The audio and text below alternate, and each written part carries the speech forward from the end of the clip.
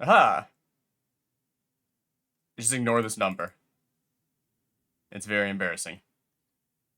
Alright. What else is going on? I mean, it's all Brazilian Dynasty, which is dope. Don't get me wrong, that's cool. Everything. But, we're here for some deathmatch. What's up, Psychedelic? USA, USA. Do I have any USA hats? I don't know if I have any here in this room. I mean, I have a Minnesota Wild, so I could do that. I have a Slippy hat. Oh, you know what? You know what hat we'll do? The most USA hat that I have. Well, there's two actually. I need a vote from the chat. We have two options. We have two options. While we wait for their map draft to start, which it looks like it has. We have the White Girl Wasted hat, and we have the World Champion Glizzy Guzzler. Which hat are we feeling? Which hat are we feeling, folks? We upload this on YouTube? I will. Yes. Yeah, no, we'll be getting this on YouTube. Adding it on there. And oh, so we have some maps. Sweden picking Vinland Saga first, a little bit more of an aggressive one, and then Canyon Lake. Exciting. The map pool is interesting. There's some maps I'm not too sure, and then others that I feel like are kind of not Arabia. Team Islands being banned. I mean, I feel like this is the time you want to practice Team Islands, unless people are trying to keep it close. We'll watch there. Hate Twitch ads? Yeah. No, I don't blame you. I wish there was a better option for this. I truly do. Yeah. Golden Stream being banned as well. So the water maps are being banned, which is unfortunate because I feel like that's one of the aspects that I feel like is played the least, especially in Team Deathmatch a lot of times. I just feel like there's, like, if you're going to practice that, like, this would be the, like, show matches against a really good team is when you want to practice that. Go stream on YouTube in future. Yeah, I should work on that. I'll add that to, like, my list of things to do. We got Coast Mountain, exciting. That one definitely seems a little bit more like, I liked Fez last in TDM. And Coast Mountain is kind of like Fez, you know, it has the different stratums and everything. So I do enjoy that from like a which area goes where, whatever. When you saw it in the USA A versus Great Britain A show match, it was kind of a stomp. So Outcrop, also a very good one. We saw that in TDM. So yeah, I'm excited to see Coast Mountain because I think USA A used that as their like civ dump pool, where they just dumped all their bottom three civs and were like, we're just gonna get stomped. Oh well. Co-stream YouTube. My handwriting is atrocious when I'm like this. Okay. Dual stream to YouTube. All right, we will do that. The hat's over here since there is no opinions from chat. So Runestones being banned, a random banned, good RNG. I am not a fan of Runestones. I made it clear. Like, when it comes to the finals and everything, yes, I want to see Runestones. Show matches and stuff, try the fancy maps. Try the shenanigans. Get those shown. Get those interesting. Get them seen and, like, get some strats on them. Kawasan as well banned. Golden Lakes. All right. So, kind of I feel like this is one of the more standard pool maps you could get from the draft. Like, Vinland Saga, I think, is, in my mind, just kind of like, it's not, you know, Runestones, but it is definitely much more standard. I feel like it's just Socotra for DM in my mind is how I'm kind of view it. And then Canyon Lake is interesting. That one's, I think, the most unique one that no one really knows how to play on. So I'm glad to see that we're gonna get some reps on it. True is messaging me. Coast Mountain, like I said, I'm excited for. Switching Runestones in for Coast Mountain.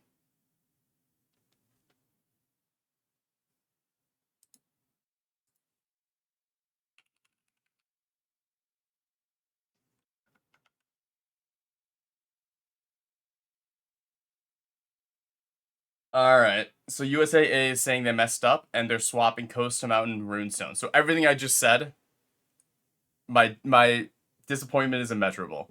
My day is ruined, and my disappointment is immeasurable. Okay, so we're not seeing the fun Coast Mountain, we're seeing Runestones. Which, like, yeah, we're gonna get a great match. Hello, Griffin. It's gonna be fantastic. This is becoming even more like I think these are the 5 like most standard maps then. Maybe Canyon Lake over Coast Mountain, but with runestones being there instead of Coast to Mountain is just I don't know. I this will it's not boring at all, but for a show match, I was hoping for some more like trying out some stuff instead of just going full send into trying to be as competitive as possible. Why practice runestones? Exactly. I mean, it is practice against Frost, but it's runestones. It's Dust 2. It's Final Destination or it's Battlefield. Like you don't need to practice these because you know how everything plays out. You know how everything goes. But we have the pools. All right, pool 2 versus pool 3. Let me pull up Wikipedia.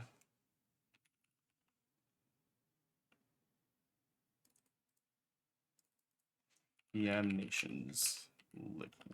Wikipedia. So 2 versus 3. So the Slavs pool. We got Slavs, Persians. Strike Muffin with the sub. Thank you so much. I need to turn that down. Slavs, Persians, Jurchens, Gujaras, Koreans, Japanese, Teutons, Vietnamese, Byzantines doubled, Japanese doubled, Lithuanians, Goths, Italians, and Musikas. Quick note is the Jurchens are banned on water. We aren't going to see any of that because I think Golden Stream and Team Islands are both banned, so we don't have to worry about that. For the combination of civs, for the cover pool 11 because for the civ pool because they know runestones 2 will always be played. Yeah, runestones is probably gonna always get played. So Saracens, Berbers, Magyars, also hello Turfucks, Cumans, Georgians, Incas, Ethiopians, Franks, Britons, Khmer, Maya, Vikings, Khitans. I think we saw this pool played by USAA in the show match. So interesting that they're going back to it. So they might just be all in on pool 3. So that might be the pool that USAA is committing to. I think we saw Great Britain A pick pool 4. I'm gonna have to start writing some of these down. I'm kind of interested in who picks which civs or which pool. But yeah, so that's interesting. And then pool 2, I apologize. I still haven't watched the Netherlands show match between Netherlands and Japan. I got through the first game and then got distracted and just haven't gotten around to it because I've been doing a lot of work otherwise. So I don't know who picked which pool, but I know they picked 1 and 2. So someone might know which civ they picked or which pool they picked. Frost9's giving me the link to the game. We can pull up the dashboard. And Cortical, thank you for the sub. Folks, I appreciate the support. Instead of subscribing to me, if these are Prime subs, great. If you're paying actual money to subscribe me, don't subscribe to me. Instead, go into the Discord. I'll post it here and go donate to the pool. I should add a note about that, but I'd much rather you donate these subs to the prize pool instead of to me. I don't necessarily need these subs. I just do this for fun, and I appreciate the support. But here's a secret, right? Right now, C tier. It should probably be a B tier. We get this prize pool up high enough, it becomes an A tier. And then think about all the people who get to say they played in an A tier Age of Empires bracket, right? That's pretty cool. So if we can get that prize pool up, that'd be pretty dope. But let's go look at the browser. Not Otter. We want Frost. Actually, it might not always be Frost. We'll do Deathmatch. That's usually a little bit faster. Hopefully, team will still be fine as Oludesh pulled out. Unfortunately, grab Wade 77 as replacement. So Griffin, message Turfux or Sniper about that, especially while I'm casting right now, just to make sure they get that all settled. The real show match. No. I love it. I love it. This is the real show match. Waptafir, Eisen, and Malady versus Warpath, Jade, and Packers. All right, yeah, good one, Jade. I like it. That's good. So we have this one. We're gonna be paying attention to. Oh. Yeah, there are a little bit of some not say roster changes and everything. I know signups are closed, but we might do a little. There might be a little bit of wiggle room here and there because I know there's at least one other player who's trying to join last minute, or at least they're being asked to join last minute, and we're trying to figure out if that's allowed. Hyper random on Deathmatch. Oh, it's sudden death. Hyper random. Go Maxi. Let's go Maxi.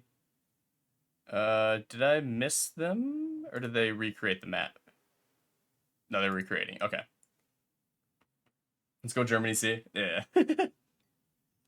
I also was thinking, okay, so I am backwards, I think. Maybe not. I'm not sure. This is very confusing.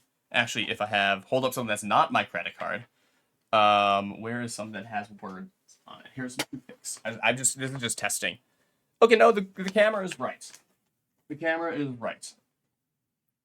We should watch that one. I mean, it looks like they're going to take a minute or two to start. So we could maybe hop in real quick. I don't want to because Capture Edge takes forever to load and everything. So, but Otter, while you're here and not at a birthday party that you said you had to be at, what do you think about like a week 1 in summary podcast episode kind of video? Just throwing it out there. Like Sunday night next week. Just be like, or like after all the games have been played, just go over the whole week for people who don't get to watch everything.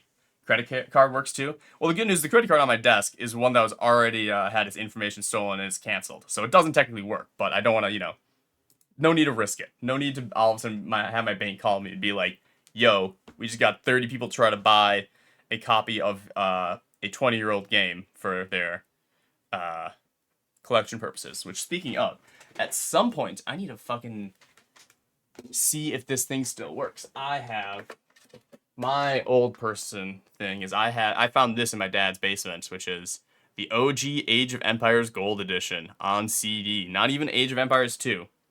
Do not make illegal copies of this disc. So that's my little cool thing that I have. I remember playing when I was young and being like, I am so bad at RTSs, and this is still true to this day, that I couldn't beat the AI on like easy or medium or anything. Otter might be sitting on the party and watching the show match instead of talking to others. I mean, I know y'all are from the same country and everything, and Germany is a big country, but also not as big as the US, clearly. If y'all are at the same party, that's fucking wild. I don't know if y'all know each other well in real life or anything like that, but that is pretty cool if that is the case. Looks like we're still waiting on the 6th person to join.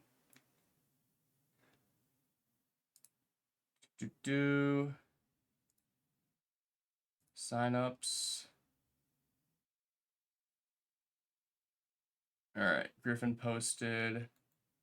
Again, it's posting, not asking Turfos.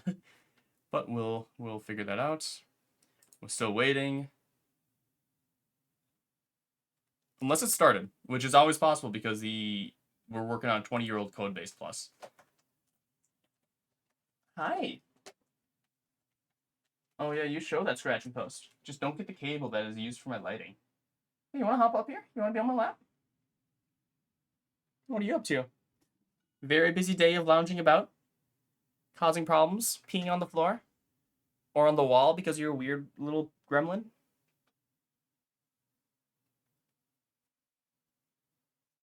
Hi, yes. Come on. You can on or off. You get to choose one or the other. You only met Zayu, Kelar, and Turs. He was in fact not an otter. Well, I mean, I don't know if you know what the term otter is in certain communities, but I wouldn't necessarily count it out from what I... But, sir, you can't be in front of the monitor. Thank you. Thank you for that angle of your tail. You want to hop on here? You can't stand there. You get to be over on the right side of the desk, or on my lap, or elsewhere. Yeah, no, you can't. Not half on, not half off. On or off. There we go. Are you happy? You gonna stay here? We good? We cool? Everything good? Is this accommodation? No? Okay, he's moving. And down he goes. Perfect. Okay. He has found his resting place. He will not bother me for a moment. Greek with the USA chance. What up, Greek? You have to earn your real life attention still? Yeah. I know it's like, if I were to ever meet someone, there is a very high chance that it would be Brizzlin. simply because we are 1 degree separated with friends. I know a good friend of Brislin's, and we're both in the same general area in the United States. So that's the closest that I'll get. But yeah, it would.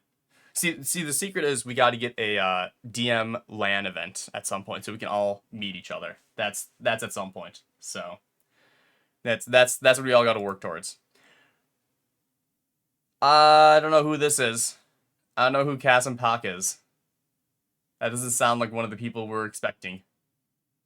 We can pull up the teams, but I do not think that that is a player we are expecting. Still waiting for Zhao's apartment cup. It'd be pretty cool. No AZ folks. Yeah, AZ is it's spicy down there. It is hot. Very hot. I mean, the good news is this is kind of an interesting thing I've been thinking about with Age of Empires in like kind of a broad sense, is that Age of Empires, especially compared to the other games that I kind of play with Destiny and Smash especially, Age of Empires is probably the least US centric of all those. And for the longest time, like one of our top players was like T90, right? Like T90 is a great caster. He's a very good player. He wasn't going to show up in any tournaments, right? Like we have True and everything. True kind of went on to the dev life, and DM and stuff. But I've been seeing a lot of like, well, one, Age of Empires just growing again, but we've been having some younger USA prodigies kind of show up. I know Cole and what his brother's name is, but I remember those two showing up in my stream way back and we rating them. Like I don't know why I remember specifically them, but they're now like 2K. There's a few people who have showed up on T90's stream, so hopefully some of the younger USA people start showing up, and that starts encouraging more and more US based players to actually like start being at the highest level, because rah USA and all that stuff. But it is shocking considering how big AoE 2 has gotten and how few top RM USA players there are. And maybe I'm not paying too much attention, but like it kind of feels like out of all the major nations, like DM of course clearly different, right? Masty, Emu, Invader have some way to go, but hopefully they'll be pros soon. Yeah, so it's like we have some up and comers, which is really exciting because, like I said, for the longest time, and this is not a dig at T90, but if T90 is one of our best players, we're not USA isn't going to be winning any medals anytime soon. DM on the other hand, we've got a solid squad. Let's start talking more about DM, eh? We got Leash, Favorite, and Improvise on the first match, so no True. Actually, let me pull up my spreadsheets so we can do some analysis while we wait for them to figure this out. Looks like the first game is going to be on Golden Lakes. So interesting one to start out with. Goodbye, sir. If you guys want to peek behind the curtain on overcooking when it comes to stuff, we have cool. Docked myself. Wrong account. We'll just ignore that. There we go. I mean, it's fine. You can track down my information if you really wanted to. But we'll just pretend that never happened. Gonna have to edit that out.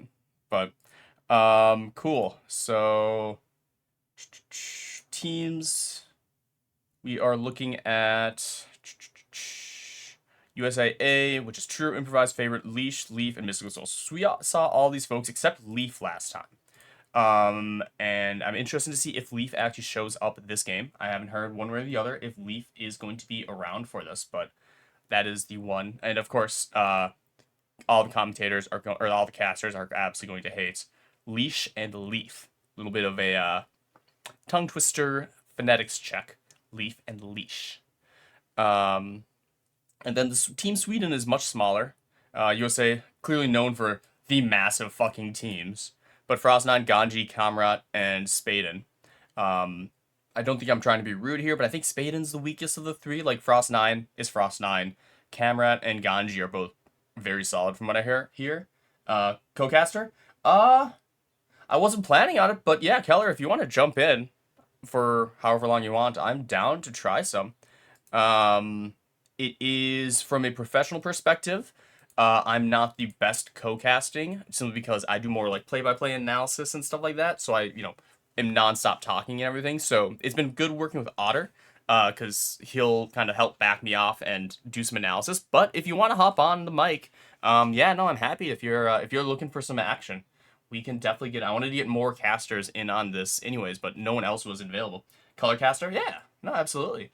Less color, more analysis. I need that's the thing is I got the play-by-play, instant action, high intensity stuff. I need the person to be like, okay, let's sit back. What is actually happening? Also, DM way better than me.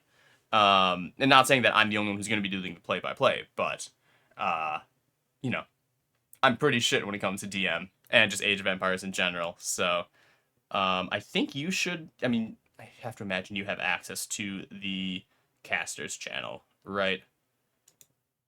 Else we'll have to make sure that my OBS works properly. But yeah, Keller, if you want to hop in, you're more than welcome to.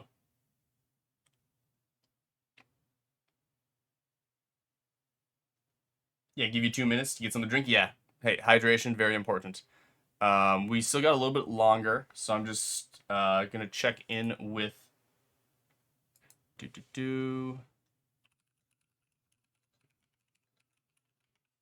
I'll message True just in case.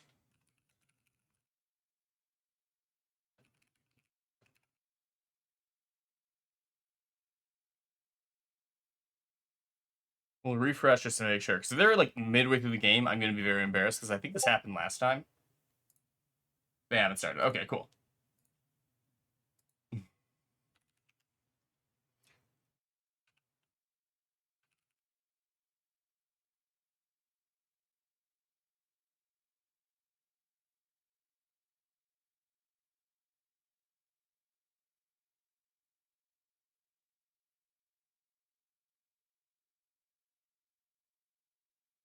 So okay, so we are just waiting. We're waiting on Keller to join.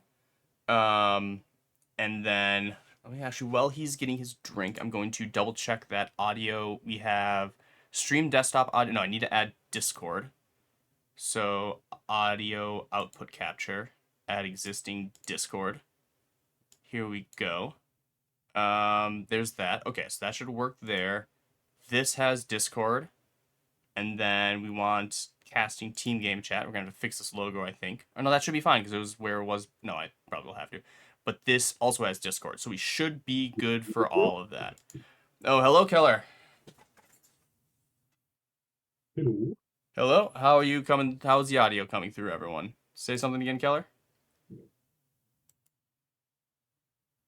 I can't hear you if you're saying. You can't hear me? Hmm. My pip is lighting up. I can hear you. Because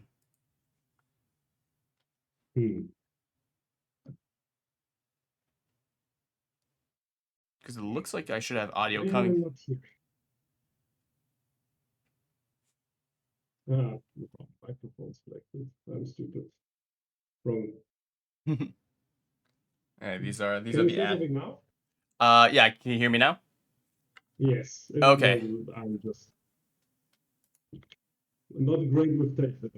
No worries. Your mic's not the loudest, but we can turn you up, and I can make sure that. And I can also turn myself up. Yeah. That's better. I think so. Sounds like it's going well. I can hear you, but it's up to chat if they can hear you. He's a bit low. Yeah, so I can turn it up on mine. That's my rating though. Yeah, I think you just. It sounds like you just have a kind of a not the greatest mic, unfortunately. That's so weird because I have a good mic. That's fuck. It could also be the wrong mic, right? I was gonna say it sounds like you're coming through a laptop. Now? Oh, there we go. All right, let me readjust my levels. That is actually clear. Yeah. That Why does Discord change everything? It is very annoying when it comes to default audio devices and all that fun stuff. So okay, so say a few things real quick, just so I can get your level. Hello, I'm Kelar. Hello. All right. Hello. There we go. Turn you up to maybe 140. Say one more thing. Yes. I'm ready to see Sweden lose. That's the only reason I'm here. Oh, excellent. All right, how is that, Otter? It's coming through clear and for me now. So up to yellow and reddish peaks. So looks like that's all good. Lobbies, we're still waiting. There we got 6-person. Ganji is here. Yeah. So, anyways, Keller, how are you doing today? I'm fine. I was just out eating something with my girlfriend, and now I'm here. I need to get back into casting mode for this tournament. I want to co-cast a lot. Okay, excellent. Yeah. No, it's definitely I think if not you, someone brought up that there should be a co-caster role, and at some Yeah, point it was me. it was you. Okay, because yeah, it is. Yeah. There are a bunch of people, and especially I know like Otter would, for a lot of his like top level casts for TDM, would just be like, okay, who is a top player who's not playing? You're getting on the mic with me. So Yep. oh, looks like they've started. Hopefully, not the real show match. They keep confusing me. Do they have the game open? No. DMNC Golden Lakes. Okay, they have started. Excellent. Do you have pro capture age? Are you able to stop at like 0 Yes. seconds? Okay. So yeah, let's stop at 0 seconds once it loads. But it's also still, the countdown is still going, so I think we can just go live. Yeah, but I think it'll still speed up to like 2 minutes or so. Yeah, we can just let it go. We can just let it go, I guess. That makes sense. But, okay, so, teams. Let's see, we got, for Sweden, we have mYsTikaL's, Byzantines, Goths versus the Berbers, Georgians, and Britons. Actually, Goff's kind of a weird, like, not a weird pick, but like a risky pick because you need specific civs to play against. So they work. And Britons and Berbers are both civs that you absolutely want to play against as Goths. Mm-hmm. Because with your infantry combination of Halberdier and Huskarls, you counter Berbers completely, and also Britons obviously want to go a lot of longbows. So yeah, the Goths pick it's might a actually work out. lower picks for Team Sweden, but could actually work out. If Goff is against Georgians, then that will be a lot harder. Yeah, I think the whoever matches up against each other is going to matter quite a bit. So hopefully my show board works properly. But yeah, I guess we can just catch up to live time and just see how that goes, because Yep. I always forget if that works better or not. But yeah, all right, everyone. If there's a spec delay, normally it works pretty well. Yeah, I really do wish that they would allow us just to start from the beginning instead of starting right at the start. Get a little bit of lag. Okay, there we go. All right. So welcome to everyone to the DMNC 2026 show match. Bracket may have started, but we're getting one more show match before everyone starts. From Team Sweden, we have Ganji in the blue playing the Goths. We have Frost9 on the other flank playing the mYsTikaLs, and Kamrat playing the Byzantines in the green. And on the other side, the US team, favored in the red, already being attacked by Kamrat. Playing the Georgians, we have Leash playing the Berbers, and Improvise playing the Britons. All right, how did the map kind of look up? Looks like we have the Goth spam already heading down. It's Goths versus Britons. Exactly what you want here for Team Sweden. Yeah, we're seeing a clump here from Improvise. That is when you set your base up so nothing can get into your starting villagers. That's a really defensive opening, obviously. But that's what you want to do against Goths here. But still, 2 Huskars getting in, but no villager kills. Yep, and Champion's already out for the Britons, so luckily realizing that you gotta go some heavy infantry to at least deal with the early rush. So luckily, looks like Improvise has kind of slowed it down. And with some camels from Leash harassing Ganji at home, looks like a Goth spam isn't going to immediately just completely shut Improvise out of the early game. Yeah, but that's a tricky thing about Goths, right? You think, okay, I survived the start, it's all good and well, but now we have 60 army from him against 30 army from Britons. So still, like, the first 6 minutes or something are still really dangerous against the Goths here. Yeah, we need to see some siege being rolled in behind this, because camels and archers take a while to get going. So if you can take out a building or two and stop the production of the longbows, it could definitely slow down the Britons quite a lot from getting to their slow-moving but dangerous death ball. Berbers versus Byzantines. I assume the Berbers have better camels, right? Berbers have better camels. Camel Archer also like probably one of the best units against Byzantines. You always want some type of Cav Archer unit against the Byzantines because they have the camels against Cav units and the Cataphracts against infantry, but both die really hard against Cav Archers. Mm-hmm. And on the top, yeah. I was gonna say, Sorry. yeah, top. No worries. Yeah, top side. It's just a 1v1 between Favorite and Frost. So Favorite playing the #1 player in the game. And I mean, granted, Frost with I always want to say musicas. And I'm just gonna keep saying that because mYsTikaL. mYsTikaL, the musicas, the musicals. I'm not too sure how the mYsTikaLs play. Otter hasn't made a tier list, so I don't have an opinion yet. Yeah, from the new American sets, they're by far the best one in Deathmatch because they have the Temple Guard, which is kind of a lot stronger halberdier. It has bonus attack against cavalry, it has a lot of HP, lots of armor, and they have SO with siege engineers. So, like, they have a really slow army, but a really, really strong army if you get going and if you get gold fast enough. Yeah, granted, against the Georgians, I mean, I know Georgians are one of the best DM civs with their lower cav space, and just overall. I always forget like what just makes them great, but every single time I underestimate them, they just show up and win. So it's going to be, I think, an uphill battle for Frost, but I don't think that's the worst matchup he could have gotten in this situation. But also Frost getting the forward lake here, that will be really annoying to deal with for Favorite. Because there are catapult galleons behind him. I'll be honest, for this entire first part of the match, I totally forgot that there were lakes. Just completely ignoring it. But yeah, the lakes are kind of important, it seems like. Between setting up trade and, like, this is going to just completely stop Team USA from being able to set up a trade for a while until they clear up this lakes. That is a really nice position to get for Frost and just being able to pick away at some of the back base. Improvise or Favorite's going to be a little bit tough to deal with that. But granted, that does pull army Favorite away. On the front got all of the siege onagers right now and can push with a lot of traps right now.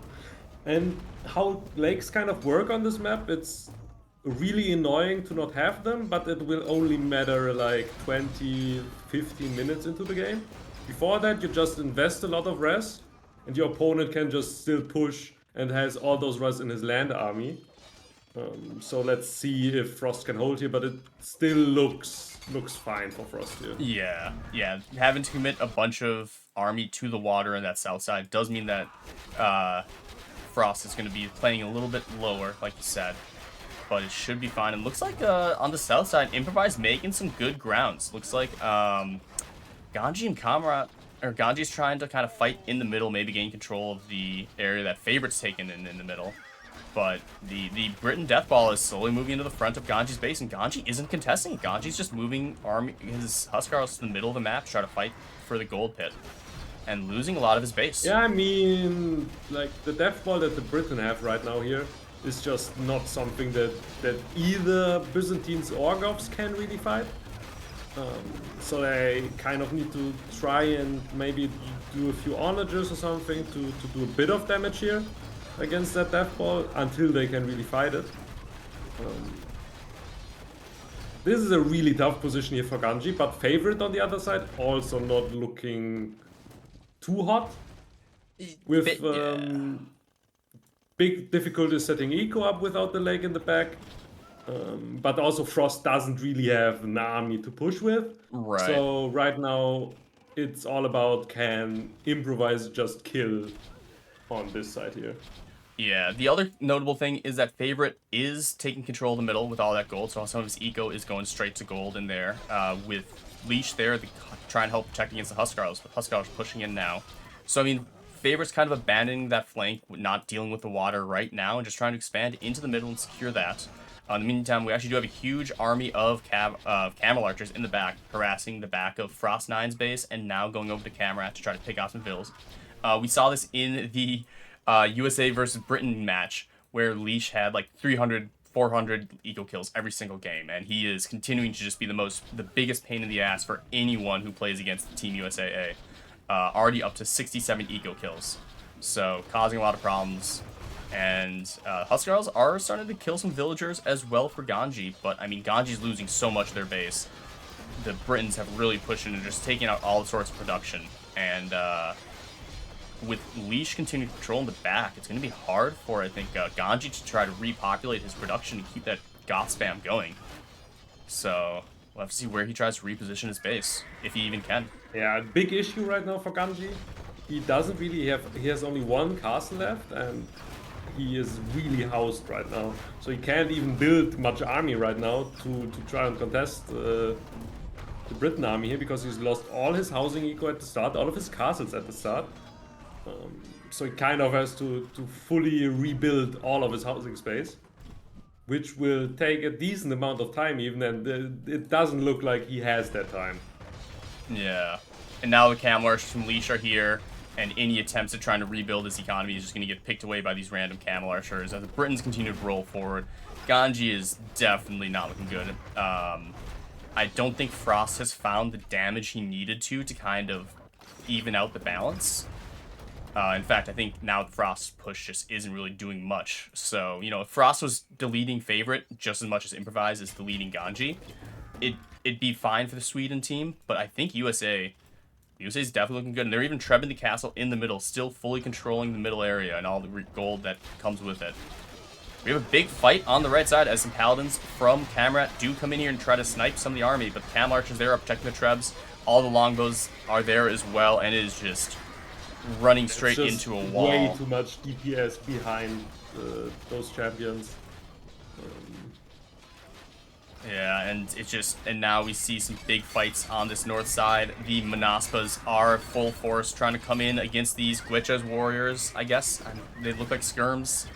I wasn't familiar with their game, but it doesn't look like they're going to be doing great against the unique unit. It's kind of a skirm Kavacha hybrid.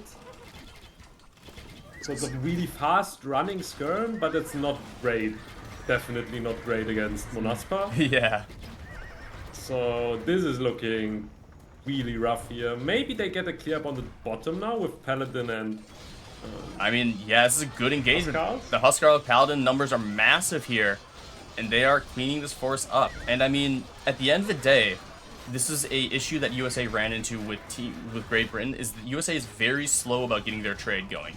I think they have some trade going, they've been doing well, but they still don't have to, they haven't fought back on that side to gain control of that pond. They slowly are, but that's going to be such a slow method to do so, that like maybe if they hang on here and Team Sweden establishes trade because they have the full length, they can slowly start to claw their way back, but they've just taken so much damage.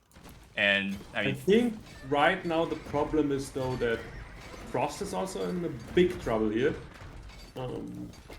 Doesn't really have a great answer to all of the army that Favorite is building with SO, Kavacha, and mYsTikaL. Like he only has infantry and the unique unit. He has SO, but no mobility at all. And overall, the army numbers for Team Sweden just aren't looking hot right now. yeah, And half as big. the good thing about Britons also is they are so cheap. Like he got completely cleared on the top, on the right side, and he just has the same army again in no time. Yeah, it's one of the best things about playing a ranged composition is that a lot of times you're trading favorably. All these longbows, they have 48 kills. You're not losing longbows, so you don't have to replace them very often. Whereas so if you're getting good engagement, you just keep the units way more than you would with melee. But yeah, Frost's starting to lose buildings and stuff, and I will fix the display shortly. But I don't want to, have to catch up or anything, so. And now we see forward eco from Favorite, sending villagers forward to continue the castles and everything. This looks kind of like getting ready for the death blow. You have some mYsTikaL in the back. The fight in the middle still just hasn't been able to take the middle crater from the USA. They've just been able to steal all this gold, and they haven't even really been populating it that heavily. But it's just now Britons have forward castles, the Warwolf Trebs. One last push on the south from Ganji with a little bit of Paladin support, but it's mostly just Ganji, and Ganji's trying to push them. I mean, that's a lot of Huskarls. That is also a lot of champions and under 2 castles. And I think, yeah, that's going to tap out. And Team Sweden taps out, and Team USA takes the first game. Well done, USA taking game number 1. That was a pretty dominant showing. Yep. I mean, the civs were way better for Team US here. So it's kind of a necessary victory here for the set, if you look at that. But also like a really, really strong performance from Leash again, just completely controlling the middle all game. Really nice. Frost kind of made favorite struggle a bit here with taking the forward lake. But as soon as he like got his eco up in the middle and stuff, then he could just push against Frost here. And obviously, Britain's just such a strong civ, such a cheap civ. So yeah, it's like I think what really needed to happen was that really early damage that looked very close to happening early on, but without being able to get that damage on the Britons since they did the clump strategy, the very defensive play, like just avoided pretty much any issues from the start. And then, while Frost posed some problems on the north side, I just don't think he was ever able to get enough damage or cause favorite enough problems that it actually mattered. So.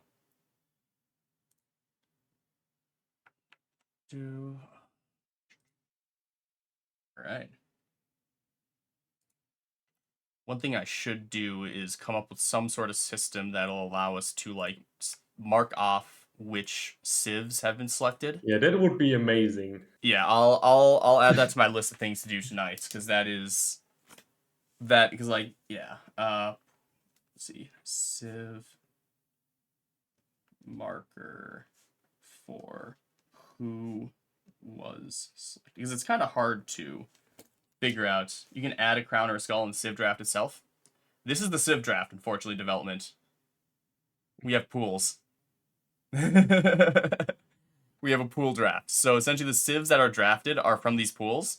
So ideally we will get a way to like, I don't know, maybe I'll reach out to, I don't know the contact or anything, but maybe we reach out. But anyways, let's see. So they should be queuing up the next game.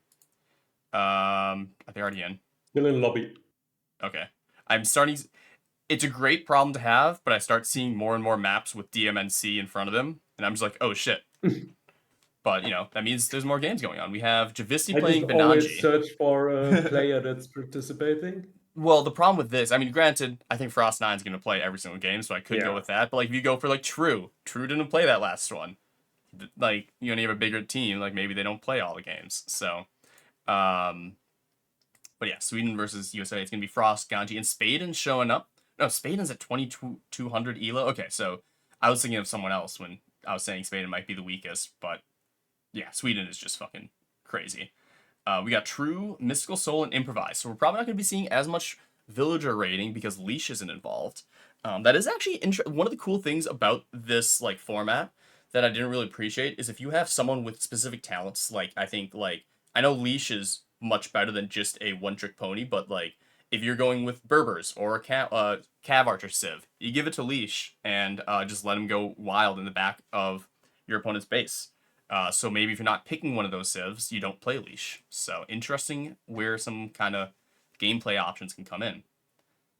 Like that. Are they recreating again? They are. Looks like it. Yeah. Vinland's... this is because... Is that the right Vinland Saga map? Doesn't look like it.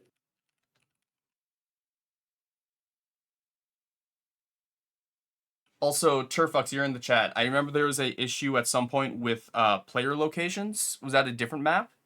I I know, like, there was a discussion about having to force teams or something like that. And I'm trying to remember what that was, but It was what's it called? Names Coastal Mountain, where you'd need to play 1-3-5 against 2-4-6. right, yeah, which is annoying, but we're playing an old game. But that's those are the standard colors. You should pick them anyway, kind of. So yeah, which honestly looks like they are. So it looks like they are doing that, which is good. They might have to lobby crash, is what they said. So okay, there we go. Recreated with Vinland Saga. That's a correct one. Perfect. Cool. Coastal Mountain for others is not necessary. Makes sense. yeah, and kind of what you said about letting specific players play for specific roles. That's something that Team US can really easily do, I think, because they have like 5 players that are kind of the same level. Mm-hmm.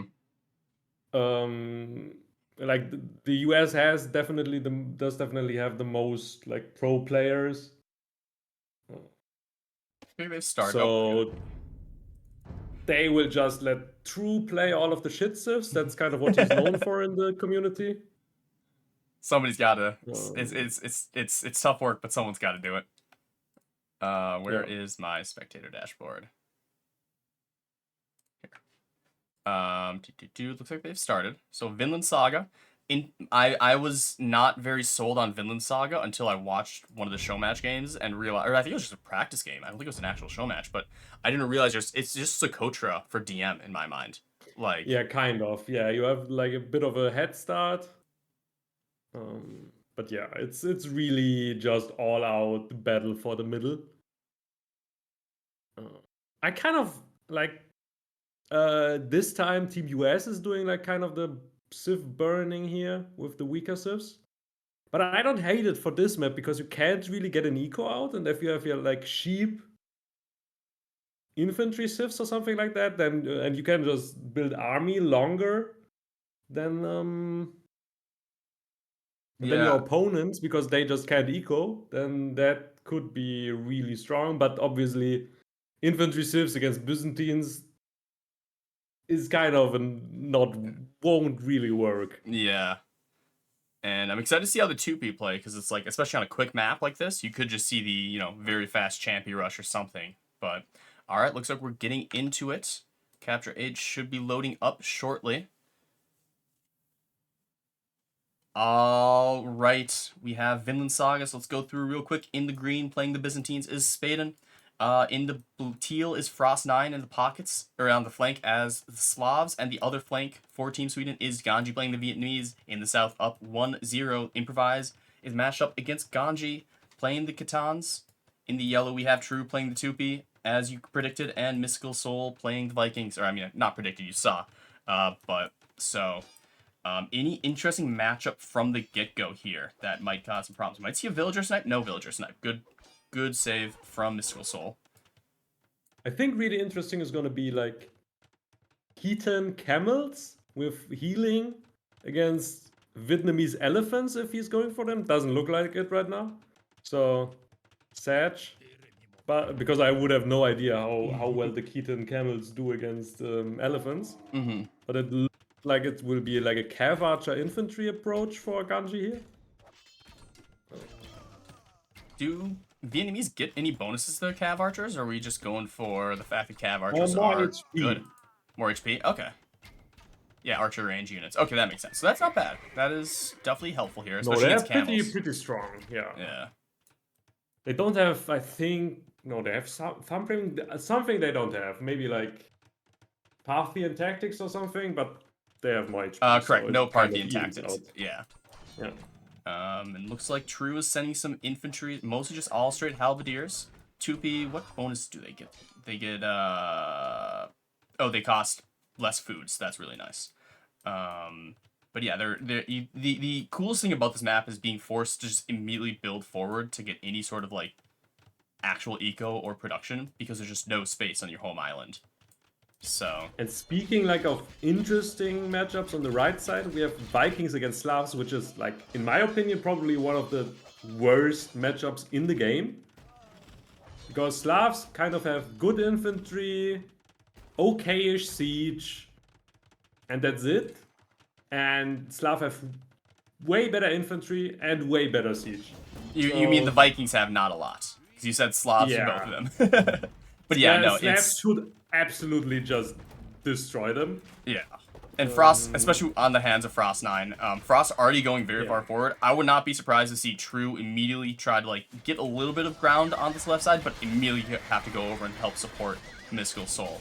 The mYsTikaL Soul is definitely fighting the hardest battle here. I think Spaden and Ganji can kind of just not necessarily force anything out from here, but if they just keep, you know, True and Improvise occupied, Frost can win the game on his own over here. Because already is just like, like some Berserks are out and they're trying to get some engagements here, but with Slav champions and Boyars is just, and Frost Siege Onger micro, which everyone is just saying ban Siege Ongers to nerf Frost. It is going to be such a tough uphill battle for mYsTikaL Soul to deal with. Yeah, I mean, like you have one of the strongest infantry unit with the Berserker, but then you fight against Slav champions with Druzhina, and like you still get stormed. So this is just looking really bad for mYsTikaL Soul here, and on the other side, it's also looking pretty bad for Improvise here. Yeah, this might just be a very quick handshake to next game. GG, good GG, Yeah. Notary, quick game. Because yeah, already losing production buildings on the right side for mYsTikaL Soul, already losing the forward expansion. There's no place to really. I need to turn my Discord off for some reason. Yeah, this is not looking great, that's for sure. Already being pushed back to the home bases on both sides. Like, True has a little bit of space to try to expand, but he even got a little bit of a raid in the middle. We have a Caesar Ram trying to get attacked, but yeah, I mean, if only your pocket 2P is the only one kind of surviving here, you're not really, your outlook doesn't look great. So we got some pushing on this side, and yeah, I mean, plenty of Cav Archers for Improvise, but there's just so many Rattan Archers, so many Cav Archers. Once you start adding Siege on this left side, it's going to just start absolutely demolishing all these buildings. I mean, right now there's a big army from True on the left side, so maybe they could even hold that. But I think the right side is looking even worse. And there's nothing holding that Siege Death Ball with 10 traps, like Siege Ram, 20 Onagers. The Bombard Cannons on the left side are here. And even if you do hold for a little bit, the problem with this map is there's nowhere to fall back to. You can't rebuild your production. You can't rebuild your economy. Oh, mYsTikaL Soul just lost all of his Berserkers against an Onager shot, and now he is at 50 pop, and... I'm just rewinding real quick to... Oh, yeah, oh. Siege Onger micro from Frost. Beautiful. Catch up. But yeah, now Frost just running forward with Siege. Just, yeah, and that's gonna be an easy GG. Yeah, it's once you start losing some footing on this map, it is so hard to gain it back because you just have nowhere to run, nowhere to rebuild. You can't like fall back and rebuild. And I think just the fact that maybe if True had been able to just fully focus on the left side without trying to even worry about the right side, maybe they could have made a little bit of progress there. But I mean, even though it was still a 2v2 over there, it just not a good matchup. I think this is just like one of those matchups that's, I would say, impossible to win on this level. Like if there's a big skill gap or something, then maybe you can win with Vikings, but if you're playing against Frost 9, yeah. I think Frost 9 couldn't even win with Vikings against the Slavs in this kind of position against if Frost and mYsTikaL Soul had been reversed, I think mYsTikaL Soul easily cleans Frost there. like all of the players in this game are just too good to lose with Slavs against Vikings, I think. Yeah. Can you still hear me? Yeah. Okay, I cool. can. Or did you ask chat? No. I was asking you. So, long story short, I have 2 PC streaming set up, and so I'm on Discord on my left one, and I've been getting pings, and for some reason, streamer settings isn't showing up on my Discord for my game, and I've been getting pings, and so I just deafened there, and so hopefully I don't get pings from that anymore. So we'll see. But yeah, that was not as exciting as a game 1, but I mean that is kind of sometimes you just get those games in DM where you just win the matchup, and I think that is one of those things that is valuable in this tournament is being able to get the Civ matchups wins, right? Like sometimes it just matters that you're getting a better Civ matchup and you plan a little bit better, and you can just get a free game here and there. So that is, I think, It's less kind of of what we've seen here in both games. Like first game, US had the better civs. Now Sweden has the better civs. So let's hope we get some even matchups now. Yeah. I know there's been some discussion about the different Civ pools. Some of the having to play some of the weaker maps, or weaker Civs. And it's always fun to discuss how to like deal with some of that or anything like that. Are they already going? No, that's the No real show lobby is match. still up and not Okay. full yet. Cool. I'm just bad at Where's Waldo and looking for DM, but I keep seeing I don't look for Sweden. So so they currently have it labeled as Vinland Saga. I'm sure they're gonna swap it shortly. Yeah, I think US decides the map now, and they are not all fully in yet. So maybe they're discussing themselves what map they are playing now and who is getting to play that. And we saw Golden Lakes was first. So Canyon Lake or Runestones. I wouldn't be surprised if they play Runestones and try to force Sweden to use some more of their best civs. Because I feel like Runestones is one of those maps where you're kind of forced into using. No, Runestones is banned, no? So True messaged me, they messed up, and they Ah, meant to do Runestones over Coast to Mountain, which I was very disappointed okay. by. But so is the thing, because it's a practice match, it's a show match. Like, do the fun map, do the interesting one. Like, save Runestones for grand final, save Runestones for when it matters. Get your practice I in mean, on the it's maps kind that of are little. difficult though, because like the Civ pools are so new that you have to kind of train the standard maps as well. That's So you true. can't just go full crazy in training matches. But I want to see other maps. I'm the Runestones hater. Like, I want to see it in Grand Finals Game 5. I don't want to see it before then. I like the craziness. I like Okay, being... so you should watch all of the Otter matches. He's gonna pick the Oh. weirdest maps. Oh, I'm excited, He's yeah. always cooking. There's no hyper random, so I'm sad. I mean, granted, I do like when hyper random isn't in the map pool, simply because it is Otter is very, very well familiar during TDM where he had like 5 map gens in a row of just unwinnable gens.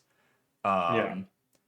But I do enjoy hyper random more than most maps. But when it comes to a competitive perspective, I am a big fan of the when it comes down to it, you want to be playing on Runestones. You want to be deciding the tournament on the map that rewards the most skill. So it looks like it's gonna be Improvise, Mystical Soul, and Leash this time. So expecting to see a Cav Archer Civ of some sort, so Leash can go and wreak havoc. They picked 3, right? Could see the Megars. So I wouldn't be surprised Megars on. Yeah, Megas is a very leash Civ. Yeah. And do we know what map it is yet? They started. It's They started. Runestones. It is Runestones. Okay. Okay, and we And see we got like it right. Yep. really high level civs now on Runestones. Like both teams definitely really want to win this map now. Yes, high level civs like the Maya. I mean, but Saracens and Magyars, right? I'm a Maya fan. Where's my Maya hat? So you Hold on go one for second. 2 I don't have my really high headphones on. level civs and Mayans. I am a Why Maya is it 2 fanboy. playing? Oh. Maya is supposed to be a true civ. Wow, I'm disappointed. All right, Maya hat is on. Let's go USA Maya. Woo! All right. I know I saw this this was years ago when I got this hat, but I saw it and I was like, I need to have this. And it's just such a cool hat, such a cool logo, such a cool civ. Bring back obsidian arrows, you cowards. But yeah, this is game 3, most important set. I agree, Turfux. Like you were saying, power civs, right? We got like Mayans are are a weak civ in the first place, but the rest of them are all like S tier civs, right? Like I don't think there's a single, like Japanese might be the weakest besides Mayan, and that's not Yeah, even that weak. Japanese and like Koreans is kind of still like both civs are definitely S tier with towers, without towers. Maybe both are A tier, but still like top civs. Yeah, so this is going to be a good map. It is. I think it's going to come down to. I mean, also interesting that True's not the one playing the Mayans. So, They're too good for him. exactly. He's worse civs. Alrighty, let's talk about Sweden having evened it up. We have Frost playing the Japanese. We have Spaden in the pocket playing the Persians, and Ganji playing the Koreans. Ganji's going up against mYsTikaL Soul in the Saracens, Leash in the Magyars, and Improvise with the Maya. So Maya once again, or Improvise once again, drawing the Frost matchup, Maya into Japanese. I feel like that's not the worst matchup for the Maya. I mean, Japanese infantry, definitely not something you want to be really going into because the faster attacking, Eagles aren't going to have a great time there against champions. But I think, like, I don't know. What do you feel? Kind of an underrated bonus here in this matchup is Japanese Cav Archer get bonus attack against ranged units, so they also do more damage against plumed archers. So it's like, it's an okay matchup. Like you can I think Mayans are kind of fine if your opponent doesn't have SO, because you're so cheap, you can just spam your units, you get 120 army or something, and then you can kind of hold against most civs. But it doesn't look like he's going Cav Archers anytime soon. I mean, it's all castles and barracks, so it might just be straight champion play, which until you start seeing plumed archers from the Mayans. Okay, there's the archer ranges. But yeah, no, that makes sense. And then on the other side, we see mYsTikaL Soul trying to pick off a few villagers of Ganji. So mYsTikaL Soul actually losing one in the early rush. So mYsTikaL Soul already down a villager. But yeah, Korean's going to kind of turtle up a little bit. And the Paladins from the Magyars going to try to find any damage and not really get anything done. So they might go and try to harass a little bit of Spaden as Spaden sets up the castles. Will we see the Chonkers, or is it just going to be Savars going forward? Do you think Chonkers would be a mistake here? I think, like, we talked about bad matchups before, and like one of the historically like worst matchups is Persians against Saracens, because Mamelukes just kind of counter everything that Persians want to do. So I don't think that we will get elephants here, because also like Savar should be one of the strongest units you can have against Mayans on the left side here. Mm-hmm. And looks like Spaden's adding in some Savar onto the left side, and we saw, and Turfux pointed out, early Trebs from Frost trying to pick off some of the production buildings from the from Improvise right at the start. And the Paladins from Leash do come in here to help support this, and so it was pure champion Trebs, and now the Trebs get pulled away a little bit as the Paladins come in and support. That was looking very dicey if Leash hadn't helped support. With Frost trying to get some early damage, get that early castle in the middle, and start keeping the Mayans on the back toes, maybe snipe a few castles, but only taking out, I think, a single siege workshop, maybe two of them, but not really finding much damage with the early Trebs. So we'll see if you can get those value out of that. But yeah, otherwise, looks like on the right side, mYsTikaL Soul being the aggressor over here, but the Savar are trying to push back. But the camels from the Saracens are going to easily deal with the Savar. I think Frost kind of miscalculated a bit here with so many barracks and too early castles. He just wanted to instantly push into the Mayans and maybe kill their castle production. But that definitely didn't work out here, and now they are kind of stuck, like the fighting against the hill here from that Leash and Improvise are holding. Yes, but those Trebs are getting all sorts of damage. The Cav Archers are not microing very much, and they're just being rained on by these attack round Trebs that are just launching stones directly on the hill. And so those Trebs are actually generating a bunch of value. I mean, Frost does lose the castle. Those Trebs are 22 kills from the Trebs. I don't think you see Trebs with that many kills. Well, it is the Japanese Trebs, so I take it back. That is kind of expected. But, yeah, those Trebs getting a lot of value here. So I think not a lot of micro from Leash quite yet. But here come the Magyar Hussars. Trying to be a little bit more of a meat shield. And yeah, it's going to be a 2v2 on this left side. With, and we see some Chonkers from Spaden sending them over to deal with the Mayans. Mayans not the greatest at dealing with the elephants for sure. So yeah, and right now on the right side, mYsTikaL Soul is kind of like in the spot that happens as flank Saracens because they are so expensive. Everything that you build needs a lot of gold, and he can't really afford that right now. So he's only on 30 army. He can't really go to the other side with a few Mamelukes to clear up the elephants. So if you want elephants, now is the time to do damage with them. Until like there is a lot of trade out for mYsTikaL Soul or he gets his eco up. Because if there are 60 Mamelukes on the field, then it's getting really hard to find anything to do with your elephants. But right now, it's looking really rough here for on the right side. With a lot of siege here from Ganji pushing into the base of mYsTikaL Soul. Taking out one castle already. How many bomber cannons? There's a good number of bomber cannons, so a lot of base of mYsTikaL Soul is getting wiped out. He has started moving some trade, or he has markets in the back, has a bunch of villagers mining gold in the back, so we could see like a reboom kind of in the back area if mYsTikaL Soul kind of abandons his base. But that does require them to beat Frost and maintain control of that left corner. And Frost, we looked away, but the elephants and the Japanese Trebs and Cav archers have done an amazing job pushing forward into the base of Improvise. And Improvise is getting decimated here, losing all sorts of production. USA losing on both sides, unfortunately. Just the matchups not going their way. And looks like Leash has come over, sent a bunch of army over here to help clear up this right side and help support mYsTikaL Soul from collapsing. But this has left Improvise just getting absolutely decimated from a 2v1. And now he needs to run the other side again to save Improvise again. Magyar are very mobile, but not this mobile, and the elephants are in on the back lines, and just there's nothing the Mayans can do. There's no infantry from the Mayans. It is plumed archers are trying to protect the trebuchets. The elephants hit out the trebuchets, and they are even in the trade. Improvise losing his entire base, trying to hold on, but the Trebs from the Japanese just taking out building after building. A lot of infantry and military is here, and yeah, like if mYsTikaL Soul wasn't also getting crushed, and you could send some Mamelukes over, then maybe there's something. We even see a squadron from mYsTikaL Soul trying to come in here and deal with some of these elephants.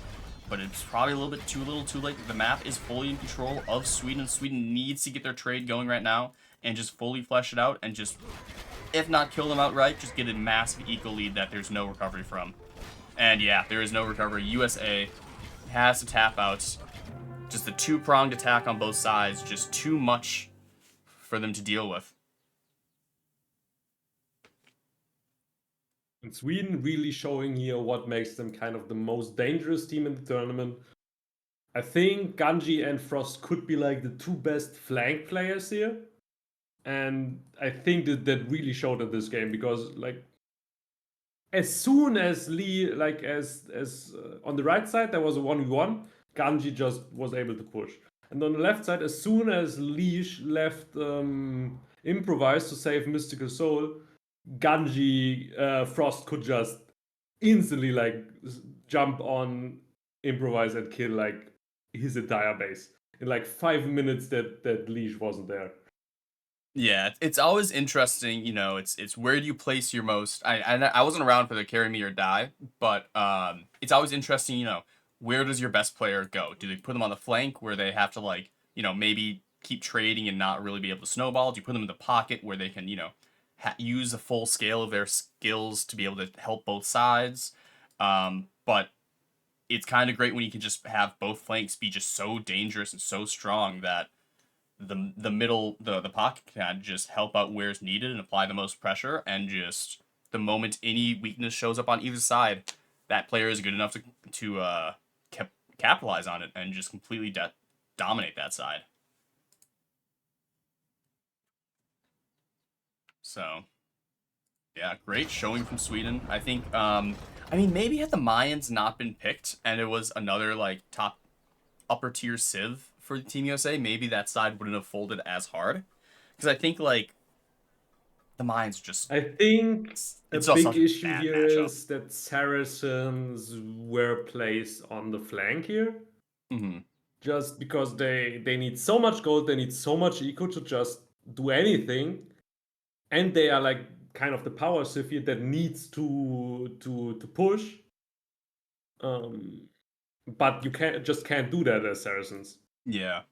AR12 was asking the same, like, would switching Magyars and Saracens like their placement change anything, and it sounds like like Saracens need their time to get going. Yeah, I think with Saracens, you just need to play like a fast flank on the other side, so the pocket can like support them like the first 10 minutes. If the Saracens get like, I don't know, to 120 villagers or like even 40 trade cards or something, like they can pretty much 2v1 against any two civs, but they just need to get going. Yeah, it is. Yeah, I mean it's those heavy gold compositions. Like once you start getting there, um, and then like you could argue that the mine are a quick civ in the sense that you kind of have to get your early eagle rush and try to get damage before the mines just get outpowered by everything else in the game. So like they at least Yeah, had that but setup, it's but against the Japanese you got a horrible I draw think it's there. just kind of a civ that wants to die as slow as possible because you will never be able to push us with Mayans against most civs. Like best case scenario, you just hold forever. Mm-hmm. And if both flanks like want to hold for the first 10 minutes, basically, you just put yourself in a really vulnerable position. Yeah, so maybe not the best strategy there. I mean, Magyar, it in one sense it makes sense to put the Magyars in the middle since they're so mobile with their cav archers and their hussars and just being able to support both sides back and forth. And then since like theoretically Leash wouldn't be the one getting attacked, and we know how dangerous he is with those cav archers, so it's like if both sides are holding, he can just go and have his time in the back ranks with his cav archers.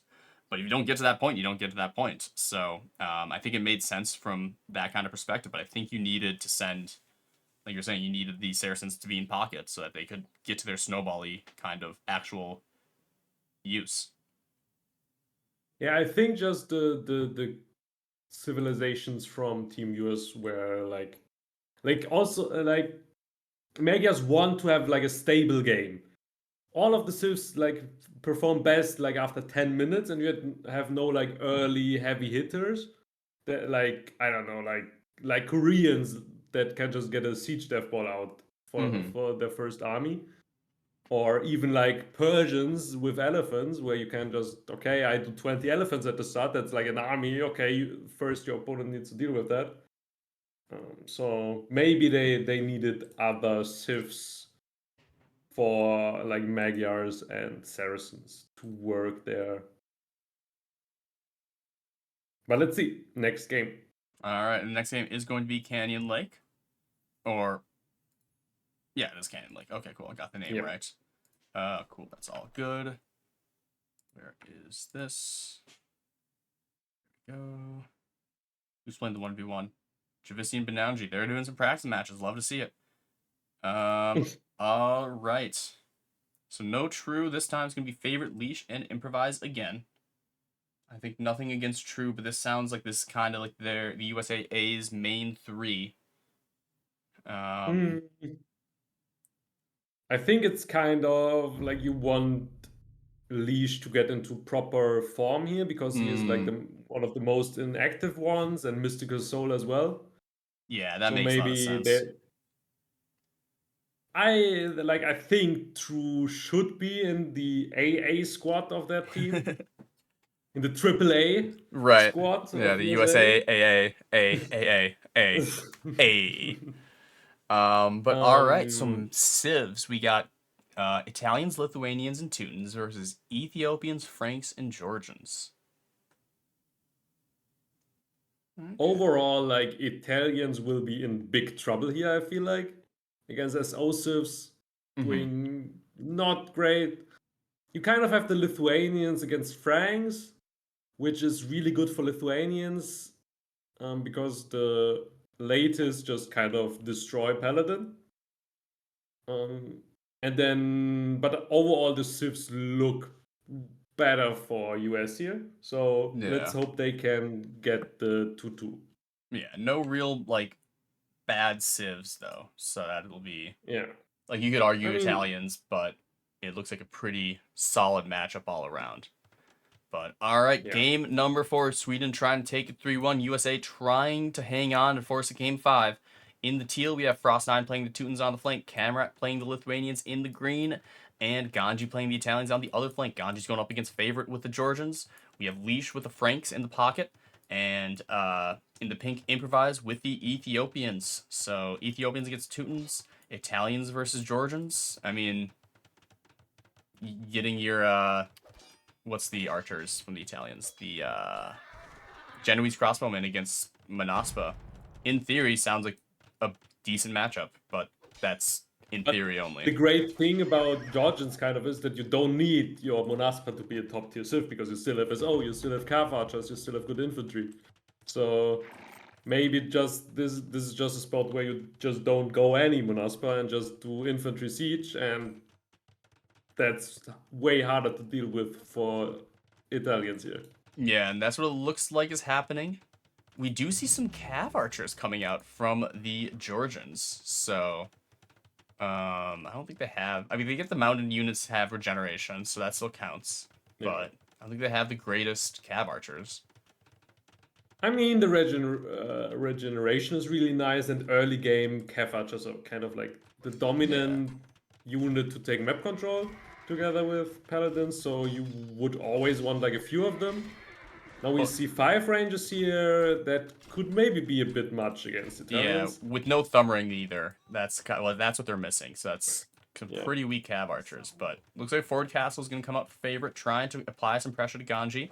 In the south side, the Ethiopians spamming some good old show tells against the slow-moving Teutons of Frost. But I expect Frost to slowly build up an army and just start really pressuring. I mean, I have to imagine the Teutons have a slightly better matchup down south, right? Yeah, I think this is again like a bit of an unlucky matchup for Team US. If it was the other way around, you can just go like SO Arbalest infantry against Italians with Ethiopians. That kind of counters them. And then you go Cav Archer SO for Georgians against Teutons, and that kind of counters them. So you could complain as Team US here that you have been a bit unlucky in all of the games, but maybe that's just skill. I mean, yeah, choosing that's who Frost. goes where. Frost always cheats. Yeah. That's kind of the law here. So, I mean, yeah, because if it turns into just a siege onger war on the south side, I think we all know who's coming out on top there, unfortunately, or fortunately. Already Frost sending a few paladins in and sniping the siege, denying this castle at 87%, getting a castle up of his own. So already looking like Frost and making some grounds there. On the top side, though, Leash is helping here with the support of Favorite, and those Trebs are starting to range the castles. Some Rams coming forward, and we do see Kamrat coming in with Paladins trying to snipe some of these siege units. But it is some decent damage, or at least looks like it's some decent pressure from Favorite on the top side. They do need to make something happen before the slow-moving Teutons really start snowballing onto Improvise. So we'll see how this goes with, Frost starting. Improvise looks to be in a lot of trouble here. Only 9 villagers left. I didn't even realize where he lost that many. And Frost already like kind of a signature move, like super early, a lot of traps, big siege ball, and already starting to push a lot here. Mm-hmm. Yeah, so I think what happened, Frost has sent, or Improvise sent a few villagers forward to try to build that castle that just got doubted. And there was a small skirmish, and then Frost sent like 5 or 6 paladins past, sniped like 3 siege ongers, sniped 5 or 6 villagers there, and it was just, maybe not, yeah, just Improvise already down 11 villagers in the kill count. Leash has gotten 9 kills himself. So I think on this left side, it is once again just Ganji trying to hold on, trying not to take damage, and relying on Frost to do the killing blow early on. So, and they're doing some damage up top side. They've taken down some buildings. The Cav archers have massed up. Favorite sending the Trebs slowly forward, and Leash with Paladins there to Improvise support. losing a lot of almost all of his army against SO shots here. Only 30 army out on the field. Yeah, it's an interesting question. Does Leash want to continue to help support and try to do a base trade between Ganji and Improvise? Or does Leash need to go and help support? And it looks like Leash has decided he needs to go support. Paladins, Halberdiers, all moving down south to try to help keep Improvise in this game. But is it little too late? And will this open the door for Favorite to get pushed back? But I mean, Favorite's already done a good amount of damage here. Trying to keep the castle up. I mean, in theory, like with this position, Georgians should be completely fine to push on their own against, even against two people, against Lithuanians and against Italians. But let's see if he can manage that. And like, Liege will have a hard time really clearing this death wall up with a lot of Halberdiers, a lot of Paladins from Frost himself. And Frost just landing SO shots. There's a group of like 5 or 6 Paladins that try to go and hit on the SOs, and the SOs just perfectly attack grounded in between some buildings and just wipe them out in one go. So the reinforcements from Leash already kind of wiped out, already being forced back. Improvise is trying to rebuild in the back corner. And so if, with Leash and Improvise combined, mostly Leash, if he can hold and help Improvise reboom, maybe Favor can make something happen on the top side, like you said, but he's starting to get pushed back. The push looks like it's slowed down a little bit. The Bomber Cannon's doing some good micro and landing some good shots, taking out some of the Trebs, but push from the top side has slowed down just a little bit.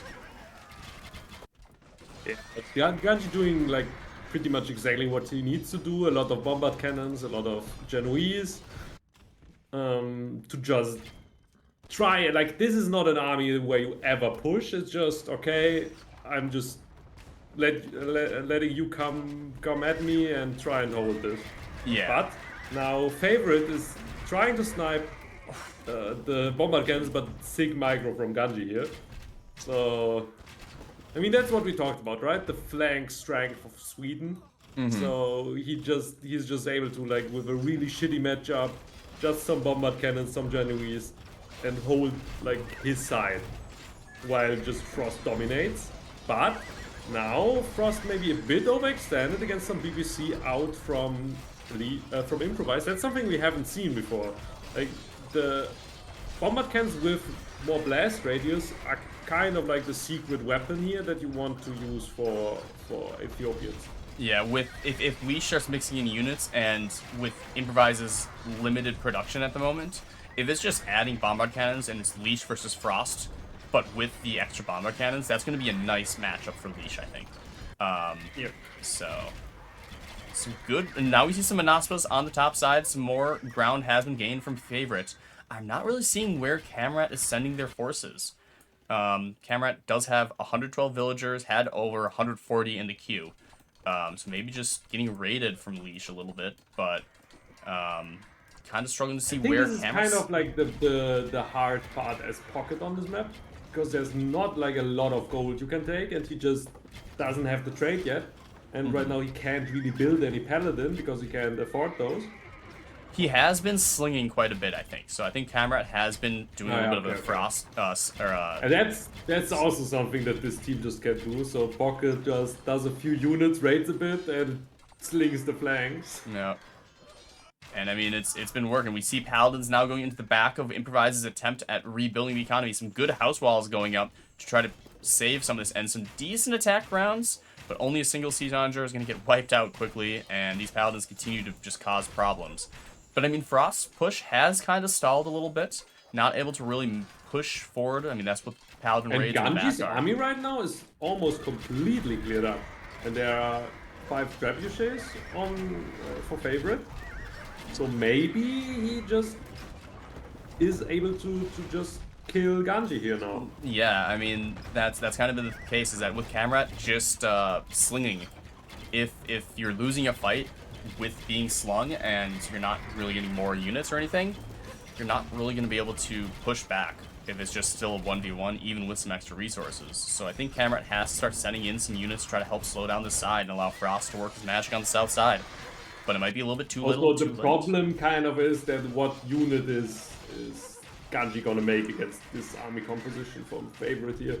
He needs the Paladins from the Pocket to be able to clean this up. Yeah, it's almost like one of those situations where you almost wish that you could just have Lithuanians send all their units forward and Ganji just go the slinging route, and so it'd be Lithuanians versus Georgians. But that's not the strategy they went with, and he's been paying the price. And like you said, Georgians County can just easily 1v2, but there's a lot of Paladins here from Kamrat now, haven't forced into making army. The sling strategy no longer really paying off. And now the Trebs continue to roll forward. Though a bunch of them have been getting sniped from bombard cannons. So needs to replenish some Trebs. No more on the way if they want to continue to keep taking out buildings in a reasonable amount of time. Especially now the Paladins are on, they're going to snipe a Treb or two. And Kamrat got all of the siege here, all of the siege onagers at least, now also getting the traps and kind of reset favorites here. But Frost on the other side also, like, where is Frost? Okay, Frost just Frost like is full raiding. Paladin right Yeah. now and kind of doing the pocket job. Full to go Paladin, raid. harass the raid. And, I mean, the nice thing is that he doesn't have to really worry about Improvise as much. At least he probably didn't think he did. But Improvise is masked up in a decent Arbalest, Halberdier army. And Trebs do get sniped as bombard cannons are here. But, I mean, now there's a nice army at the front of Frost's base. And he doesn't have a lot of army to help reinforce this. So, looks like Improvise may have held on long enough that he could stabilize. And, yeah, the Paladins in the back are a horrible thing to deal with and annoying as hell. And they're going to just find a huge eco completely open up and a lot of villagers dead. But, I mean, this will get cleaned up at some point, and Frost is going to lose a little bit of the ground in the first place, I think. I mean, that's the really nice part about Teutons as well. The bombard cannons, like, Ethiopian need bombard cannons here, but the bombard cannons can't push because of the Teuton castles. So you need the traps here, and the only thing that Frost needs to do to stop Improvise from pushing is just killing the traps over and over again. Yeah. So... And it kind of switched around on the top side now with full support from Pocket. So maybe the slinging strat actually slowed down Team Sweden here. Yeah, they could have... Because as soon as Kamrat started building military units again, and they were able to just push favorites back. Yeah, and honestly, even take out this forward castle and start causing problems. It's going to be a question. I mean, Leash has now cleaned up the raid from Frost in the back.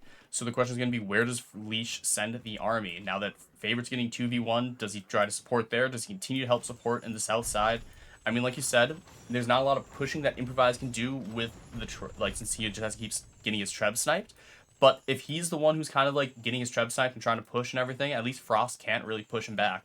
So this might open up some raiding time, as I see the Paladins for Leash heading straight through the middle. And actually, I take it back. Leash has already been on it. He's been raiding in the backside. There's Paladins of all sorts. Just kind of, you always have to assume there are like at least 10 units from Leash in the back of your opponent's economy at all times. So it's really going to be a question of, oh, he's even on this left side. Jesus. Yeah, does Leash add some military to help with Favorite's push, or does he just rely on the Georgians continuing to do their massive push and kind of on 1v2 and just Leash will try to attack on the backside. So.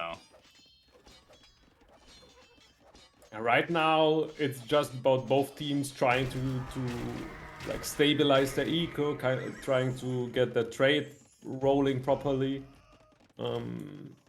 While Ganji is like the only one with a big army that's able to push here. It's a lot of bombard cannons. He kind of has more bombard cannons than Genoese crossbows, so that's not like it's really vulnerable if there are like 20 paladins or something. Yeah, but with Cav Archers, especially when the Cav Archers don't have Thumb Ring, it's going to be very hard. Like, if those Cav Archers had Thumb Ring, I feel like he'd be able to snipe twice as many bombard cannons per little foray forward. But with the slower attack speed, that just means that the Genoese crossbowmen can snipe the Cav Archers and keep them off the bombard cannons. So loses half of them, still has plenty of them. But that push, and I mean, now Ganji's regained a lot of ground, is actually really close to the trade. Like, Favorite was doing really good here, but they've completely lost all that side. And on the bottom side now, Kamrat and Frost both with big paladin armies coming in and kind of completely smashing everything that Improvise was able to get out here. Yeah, but Leash is having some paladins come in. Those Frank paladins, you cannot sleep on them. They are arguably the best paladins in the game. I'd say with the HP, better than Teuton armor. Yeah. I haven't watched a Spirit of the Law video on paladin rankings in a while. I mean, they're also faster than the Teutons, but than the Teutons, so, and that's always like you are able to dictate when you want to fight if you have the faster army. So which is always I helpful. would take the flank. Yeah. I mean, in this case though, the speed of the Teuton knights don't really matter because Frost is the one dictating the fight of just like, hey, I'm not going to chase you or anything. I'm just going to be fighting here. You have to deal with me. So the speed, luckily for Frost, doesn't really come into play quite yet. But yeah, this push on the top side is looking scary. It's getting close to the eco. There's not a lot of wood left over there. Favor's going to have to reposition all of his eco. And I mean, there's only one castle in the way. And a forward castle from Ganji means that the Italians are just going to be able to start really harassing the hell out of this wood line and this trade line. So it's very and also dicey. really an interesting play by Frosty overall, that he just abandoned his push. He saw, okay, this is going to be like against the bombard cannons from Ethiopians. It's going to be really hard. I'm just going to make full paladin and play kind of the second pocket. Just use my mobility, and if Improvise ever gets a push going, then he just does one big paladin army and cleans it. And then Improvise needs to wait 5 minutes again to start his next push. While Frost can just do a big trade raid like he's doing right now. Yeah, like you said, it is very hard for the Ethiopians to even push because, you know, you need trebs to range the castles and everything. So it just means that, like, even though the Teutons are very slow, they don't really have a ticking time bomb to deal with the pressure from the front, at least not yet. So any time that Improvise starts building up, Frost can pretty easily reposition. And this harassment on the top side, Woodline is cleared, but now the castle is up. Ganji is getting into the trade, and this is a very dangerous spot for the USA. Just this non-stop pressure. Leash has to start sending some units over to help support, but it might be a little bit too little too late as we see the Lightus now showing up and going to be harassing and cutting off the reinforcements of Leash. And it's not looking good for the US. I mean, they've stabilized on the right side, but it was very expensive and doesn't really benefit too much. We do have a Cannon Galleon in the middle, trying its hero's job. We actually even see docks coming out from Kamrat just to secure the middle pond. So yeah, and one of the really nice things that Team Sweden gets to do here, because Leash has to react to Frost all the time, is just do the 2v1 here on the left side and just continue pushing into the trade, while Leash all the time has to react to the big paladin pushes from Frost into the middle. And now that Leash has actually sent army over to deal with this 2v1, Frost immediately sends his paladin army and the trebs forward and starts harassing them. I mean, he lost a lot of units out of nowhere, so I assume not the greatest fight. But I did see the big blue blob on the south side, so Frost realizing that, oh, Improvise is now alone, he could try to make something happen here. But, I mean, there's not a lot of army right now for Frost, so he's going to have to rebuild that army. But yeah, it is USA just struggling on the top side. There's 2 forward castles from Ganji. A lot of army here for Favored and Leash, but not a lot of siege to help try to deal with these castles. Villagers continuing to repair, and some counter-trebbing going on, but it is... Can they keep this defensive corner defended, is the big question. If they lose this corner, I think that's just easy game. And now here come the units from Kamrat coming forward, the Lightus and the Paladins, trying to attack the Trebs, but having to back off, and the Cav Archers from Favorite do get some nice pickoffs here, but loses one castle. Immediately tries to build it again. Do they target with the Trebs and snipe it? No. I think it's out of range of the traps now, Okay. so they have to go forward, and I think this is really dangerous for Team Sweden here. They could just lose everything They from could Ganji. overextend. There's a lot of Paladins. There's a lot of Frank Paladins here, and they aren't able to get at the Paladins, or at the Trebs, and they lose all the Lightus from Kamrat. And now the army of Leash and Favorite are here, and they're going to clean everything up. The castle's going to go down, and this push has been cleaned up. Nicely done from Team USA. The big question is going to be, how much does it cost them? Can they continue to push with the momentum? Or does the south side require Leash's attention and have to redirect? In the meantime, Frost starting to build the army, maybe start pressuring in. And I think Improvise for now is fine, so this is going to give Favorite and Leash some time to try to get some damage done. But at the very least, they have stabilized this south side, or this north side. And the trade is secure, a bunch of castles there. I'd love to see some forward siege workshops if they have the resources or something, just kind of make it a little bit harder to push in. But a big fight on this middle hill. Bomber cannons, Genoese crossbowmen against the Cav Archers, Paladins versus Lightus. But I mean, they sniped some of the siege. That is a lot of Frank Paladins.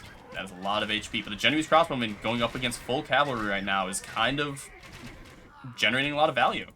I think that was a really weird fight from Team US here, that Favorite just lost most of his Cav Archer because the paladins weren't really protecting them properly. Yeah, I think you could have just taken the fight here and cleaned all of the, like... Yeah, they are in Jeez, they're theory, just they letting- counter the Frank Paladin, but they have so much HP, I think you could just take the fight here. I think you just run forward with them with the Cav Archer support, and you just kind of trade a bunch of it. Like, yeah, like you said, it trades kind of decently, but you're just losing so much of these Genovese crossbowmen, and no, it's a terrible idea. We take it back. Ooh. That was a horrible fight by Team USA. They try to engage here, and a Really bad, decent yeah. micro from Ganji just immediately eviscerates all the Frank Paladins. And I mean, right now, I think the game plan from Kamrat is just, if he sees Siege, just snipe it. Doesn't care about anything else. The Genovese crossbowmen are beating everything that Favorite and Leash have, as long as it's not Siege Onager. So, they're trying to harass the Genovese crossbowmen, but until the Genovese crossbowmen are dealt with, this is just not a very good engagement for Team USA. But at least it's happening out here and not next to the trade. On the south side, we see camels being mixed in from Improvise, finally starting to get some production going and trying to deal with those paladins. And I mean, I don't think Ethiopians have the best camels, but I think camels will do pretty solid against those paladins. Yeah, I think the camels from Ethiopians are pretty fine with they take less damage from other cav units. But if you're just getting all of them killed by enemy onager shots, then obviously they don't do fine. So just lost every single camel here against onagers. Oh, Frost with his SOs. Ban the SOs, right? Yeah. Another interesting thing to note is that Team Sweden has taken the middle pond, and they just have cannon galleons ranging all of this. So a lot of production, a lot of wood lines. Now that we transition, I mean, look at the map real quick. There's still 90k wood on the map, but there's not a lot of good wood lines for Team USA. So even though there's still plenty of wood, I mean, USA is going to struggle to actually maintain wood access. So they either have to push back, or they're going to run out of wood here. And with that pond in the middle, and now forward castles, I think Team Sweden has noticed that USA might be struggling with wood. But oh, there's a big push on this top side. They cleaned up some. They're starting to gain some ground. There's some siege units that haven't There's raided. no traps coming here, Yeah, so they can just retreat under the castles, and the Soul Army is kind of not doing a lot right now. and the bombard cannons able to just kind of range the units of Favorite and Leash. Now we see the Trebs from Favorite coming in to try to help support this. But yeah, big question is going to be wood. I mean, I don't think USA has a lot of access to wood right now. We can pull up the resources. They have some banks. Improvise almost is out of wood. Improvise has a big archer army, and Paladin, I mean, that's, again, you're going dangerous against any unit that will get wiped out by a single siege onager. But Paladins can come forward and snipe some siege, and Improvise doesn't really have the wood to repledge. I mean, there are some wood lines here that Improvise has access to, so that's not the worst. But USA definitely going to be struggling for wood. Also, it's really hard. Like, both flanks for Team USA need wood to survive, really, while Genovese crossbowmen are really cheap, and Teutons can just go full Paladin and not use any wood at all. Very interesting choice. Improvise has sent the camels to the north side, and now he's bringing them back. It probably was a misclick or I think something. it was just like he continued to chase Paladins from Frost 9 that just went all the way to the other side from the bottom. Oh, and I mean, the fights in the middle were not going well for Team USA, as we were mentioning. I mean, now there's some siege, but you see a massive siege ball in the north side, and you see Kamrat and Ganji starting to shift focus over here to try to pressure this north side of the trade. There's not a lot over here to protect, and I mean, you'd have to kind of reposition your entire army, which they can do, but it is going to be very tough. In the meantime, in the south, oh, it looks like Frost has decided that he has enough army to start pushing in. Trebs taking out another castle. Not a lot in the defense for Improvise. I mean, has some camels, has plenty of the archers, but the slow-moving Teuton Death Ball is very dangerous to deal with. Like the top side is just looking really rough right now. There's just not a lot of army out for Favorite. No, and these cav archers are There's sniping. no wood left. These cav archers from Favorite are sniping the bomber cannons, but without thumbering, they're gonna take a lot of damage before they all get taken out. And I mean, the Trebs are just left there to be able to snipe all these castles, and there's no villagers to really repair. And I think this is gonna expose the trade immensely, and yeah, it's just again. And without wood, favorite has to do like full Monaspa, and full Monaspa isn't a great choice against Genoese crossbow. Yeah, I just do not think that I think these Genoese crossbow once kamrat really focused on taking out the siege, and Favorite and Improvise just never had or Favorite and Leash just never were able to get their shots. These Genoese crossbowmen just churning out value. Just every single fight that we thought was like, oh, you just engage the Genoese crossbowmen and you'll be fine, and it's like, oh, a couple stutter steps back and the Frank Paladin army is just gone. So now the trade is getting raised, the cast is going to go down, and Team USA has to tap out. And Sweden will take the set 3-1. We'll still have the 5th game, but very well played from Sweden from the get-go. Frost winning his early side, and Ganji holding on for long enough by himself. And then the moment that kamrat came in and supported, just was able to massively crack back and essentially push for the victory. So yeah, well done from They Sweden. were in trouble for a bit while kamrat slung and didn't really get paladins on the map. But as soon as he was able to provide some sort of meat shield and sniping siege for the Genoese crossbowmen, that army just like Team US couldn't really break that army, and Frost just kind of ignoring Improvise for a lot of the game, but then always like pushing him a bit, so he just like reset the siege numbers, and Improvise had to get another army out, and then he just focused on fighting against Leash. Really well played, I think, by Frost here. But also, obviously, Ganji did a great job never losing like a full army against SO or something. Like, he took some shots, but not that many. Mm-hmm. I'm interested. I would like to see if there's a way we could like see how much kamrat sent to each person at win. Because I do feel like maybe one of the reasons Frost got such a good start was maybe it was the sling. Maybe kamrat was mostly slinging Frost and just being like, Frost, go, win your side.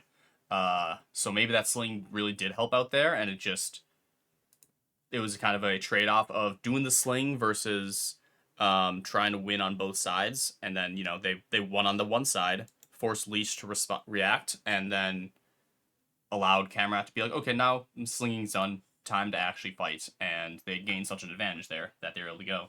So Sweden wins 3-1, but we got a game 5 coming up.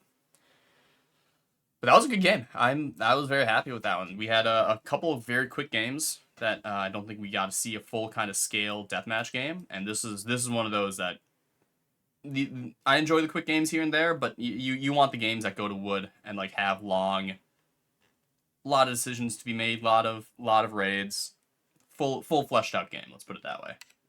Yeah, this was like a peak deathmatch game. Mm-hmm.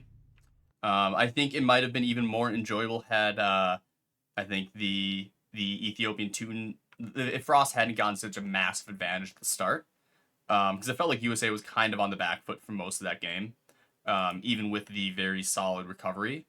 I think that was just like insanely well played by Frost9. Yes. With the decision, okay, now my first push is done, I made so much damage, I can just go full Paladin now and focus on like the team win.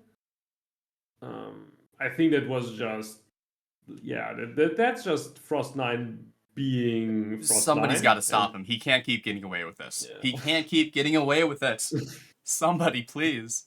I will. I'm not going to spoil anything, but I have been cooking up something in the back end that specifically is a format that would absolutely neuter how much Frost can impact a game. But that's months in the future. I'm not like, maybe you have found something like that, but Frost9 is from a numbers also, like, from a numbers now perspective. He's such a versatile player. I will guarantee you from a numbers perspective. Okay. He just is only allowed to do 100 pop. It is not a format. It would not be a format that anyone in AoE has seen. Okay. But I won't spoil anything. I have a lot of work to put into it, but it is something I kind of want to do, and I don't even know if people would like it. But it is. I at least can argue that, hey, this would nerf Frost. So, don't worry, he will lose versus Team Netherlands for sure. I mean, yeah, I don't know if he can match up against Admiral Zhao. We saw how good he was in the Netherlands-Japan Showmatch. I mean, Sweden has Frost, but like, Admiral Zhao is a whole nother story, right? Are they going into? I mean, yeah, I suppose. No, that's DMNC Runestones. Man and LSD They're versus in Hamza the and lobby. Admiral Zhao. Speaking of, Admiral Zhao, highest rated in this DMNC Runestones game, 2v2. They're still in the lobby, right? Yeah, it's gonna be Outcrop. And we should know what civs are left. Like I said, I will hopefully try to come up with some option. If anyone in chat is listening and has a idea of how to do this better for casting, please let me know. But looks like they've actually started. I mean, yeah, the good news is that Game 5 will always be very quick because you know what civs are available, you know what map it is. There's not really a lot to make decisions at that point. So, but let's get underway for Game 5. Will Sweden win it 4-1, or is Team USA going to make it a pretty even set, right? I know in the group stage, I think it's best of 5, and it's set wins first. But winning multiple games does matter in the tie breaks eventually. So I think it is. Turfux is in chat, so I think it is best of 5, not playoff 5. Correct me if I'm wrong, but anyways, let's talk about the civs that remain. We have Jurchens, Japanese, and Gajaras, and that's going up against Cumans, Khmer, and Inca. Yeah. I would assume this is a 4-1 situation with those civs. Mm-hmm. But maybe I mean, yeah. I mean, you could do like a Cumans, Inca, Eagle Rush and just try to just nuke someone out of the game. yeah, But that could work if it's not Frost and Ganji on the flanks. Look, And maybe we if always all get to three of like them the go to same 1. problems. Okay, maybe if we are fast, then no, it's just Frost and Ganji, and Maybe if it's I not don't know, Team you just Sweden. can't kill the flanks fast. So And even if you do, you're dying on the other flank. So it's at best you're getting it base trade. So yeah. alrighty. Let's get into game 5. Okay, it is best of 5 during group stage. Good to know. I figured as much. But alright, for game 5, USA trying to get one more point in their favor. Green is or no, we'll start with, I'm looking at the wrong side. Purple, Improvise, playing the Incas with a pocket leash, playing Humans, and in the red, mYsTikaL Soul playing the Khmer. mYsTikaL Soul going up against Ganji in the Jurchens. We have Spaden in the flank or pocket as Gajaras, and Frostine playing the Japanese. So Japanese up against Inca. Once again, it's a Japanese against the Mezosiv, and I'm not liking it for the Incas. Maybe Incas are a little bit more flexible than the Maya, so. I mean, like this is so Frost. Like, how do you get the like both times the opponent plays the Mesosivs, you get the Japanese against them. Like exactly the Civ that you want to have against Mesosivs. So again, I think it's confirmed that Frost9 is cheating. So that I you mean, should look into that. yeah, I mean, the question I have is, I don't think this is the case, but like, does 5 is the, if you know Frost is gonna go teal, because I think Frost has always been teal. Do you know who he's going up against? I don't think that's I set. think it's supposed to be random, but maybe Yeah. it's not. Because that would be the only option, is you might know, if you know which flank Frost is going on, I mean, the solution is it's not going to help you very much, but maybe that's an extra piece of information. But here come the Step Lancers from the Cumans, going forward to try to raid Spaden. And Spaden has, castle up, has some camels in no, defense. You can't raid Gujaras. No, that won't work. What makes the Gujaras just unraidable in this sense? Best camels in the game. So Yeah. Even better than Hindustani camels? yeah, I think so. Like against other cav units at least, because they get more bonus damage, and Imp Camel doesn't get any more bonus damage. Yeah. And now the elephants from mYsTikaL Soul are trying to push forward, but it looks like Ganji's kind of turned them back. And the camels from the Gujaras are here to help deal with this, and even snipe some of the scorpions from the Khmer. So the Khmer are very dangerous, very fast, very slow though. And now the strike back in Leash's base. We see the camels trying to raid. get some kills. We'll switch over to the eco kills. Ganji's found 8 kills too. We have the pagoda, iron pagodas raiding villagers and finding 9 kills. Spaden has found 8 kills. This is already just looking so bad for the US. 17 eco kills in the first 5 minutes is brutal to deal with. And Frost isn't even like pushing that hard. I mean, we see an aggressive play from Improvise, maybe thinking he needs to get some damage, but Frost kind of just sit back and let the other side kind of deal with it and then slowly push forward. Again, Incas are going to have a tough time dealing with the Japanese. Like, I don't think there's really much to say there. Maybe they've gotten better with the changes and everything, but it is not a matchup you really were hoping for as USA. I mean, I think Improvise is doing fine here. Like, a lot of onagers is always what you want to do against Japanese. He will hold for a time here, I think, but the other side is also looking really bad. So I mean, the it other doesn't side really matter if he yeah. holds. The other side has lost 19 bills. That's just you can't survive. You can't build your army you need to be able to deal with that. Especially when the human rush got 0. It got 3 kills eventually, but like you just needed to get more damage with humans. I think the plan was for the human rush to like slow down the flank or the pocket so that it could just be the elephants of the Khmer really just snowballing. But without that damage, now mYsTikaL Soul is just getting their base destroyed. I mean, there's camels in the back of pocket Leash's really base. can't do anything here because then you get paladins into camels. So and Spaden even sending camels into the back corner to snipe villagers trying to build markets. I mean, there are some halberdiers and some cameos here to clean this up. But even getting this extra villager, yeah, and USA just taps out, already losing a base. That was a very, very quick game 5. Like you said, it was just kind of a civ win. But just, yeah, I mean, if you weren't certain before, Team Sweden, I think, is kind of scary. Just a little bit. they are for sure the #1 favorite. Yeah. For sure. I think there was an argument for like Germany A, some people were saying, which like sure, but it's just so Germany scary. A has kind of a commitment issue from some players, so let's see how much they will be able to play their full squad. Right. Yeah. It is. I think there's some Spoiler, scary. they won't be able to play their full squad. Yeah. It's there's I won't be able to get them to play. Yeah. Is what I'm saying here.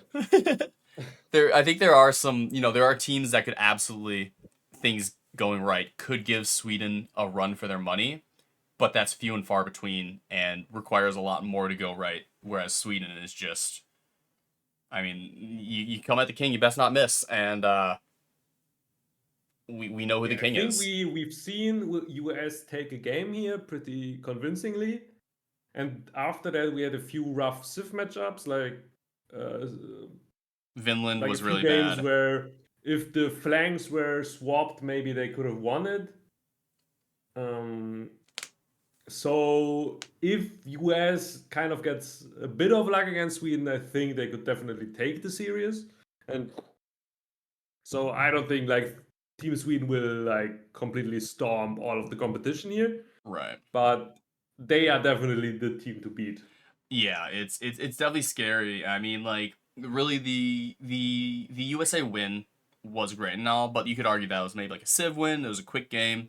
The game 3 that was a long game. Like that's kind of where you really see where the best teams can really distance themselves of just causing problems all over the map, continuously winning pretty much on every front, and it's once you exit the middle game, because like once you start really getting into most deathmatch games, if the civs end up being balanced, it becomes a battle of the middle game, and if Sweden is just so much better in the middle game than most teams, then it's like you just can't really contest that too easily. I think the third game really showed that you can just third game or the fourth game? Third game was the long one. The fourth game was also short, I believe. I already don't remember. Yeah. But that game really showed that like Frost 9 from the other flank, with the way he played it, like won the other side for his team. So that was really, really impressive. It takes a lot of like issue. Like the other two players do not need to worry quite as much to like make an impact because they know Frost will at least, if not do the damage that's needed, will force so much of a response from his opponent that you might not need to be at the top of your game in order to win your side. And so when you are at the top of your game on top of that, it just means that you can just kind of like we saw like I don't like we were questioning the sling strategy in game 3 and Frost made it work. Whereas like, oh yeah, like yeah, the left side might be struggling, but at the end of the day, you know Frost is going to hold and or win his side. So they were able to try that. It wasn't working for a while. Switched to actually military, and by the time that, oh, now Leash needs to attend to that side, it just means that Frost is now unopposed on the other side. So, very well done. But that was a great show match. I think it was, I wish we'd had another longer game besides just the one game 3. But I think the displays of Team USA, even with Sweden winning 4-1, was very impressive. And even though Sweden won this, I think, at USAA, especially because, like you said, Leash is still shaking off rust. I think mYsTikaL Soul is as well. So once they, fully get into form, they're going to be much scarier. And the good news is, worst case, or even best case or worst case, USA won't have to worry about facing Sweden for quite some time. So yeah, I think Team US as well. Like they took already like from the Team USA perspective, you could go like, okay, we have 2 players that just came out of not playing for at least like 4 years, I think, and they were still able to get a game. And even Improvise and True are like kind of inactive for like 2 years. Favorite being the only really active player in the team, and Leaf, but Leaf isn't really the team game player, so I don't think he will play too much. well, he hasn't played in either of the show matches. Yeah. So it might be similar to Germany A with the attendance issues, but I think USAA is going to not suffer less than Germany A with you missing some of your players, but I mean, they still have 5 amazing yes, players, yeah, so yeah, it is. It is Germany A. Yeah, there's some top teams. USA A, Germany A, Sweden. They're all the top teams for a reason, right? Like, yeah.